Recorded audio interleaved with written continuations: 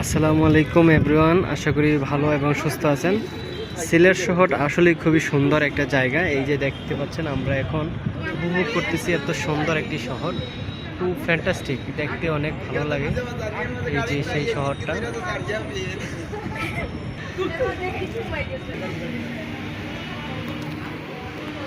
এখন বর্তমানে আমি প্রায় 15 তলার উপরে আছি। এখন খুব সুন্দর এই সিলেট শহর, আসলেই সুন্দর। এই যে দেখেন কত সুন্দর একটা ভিউ, অসাধারণ।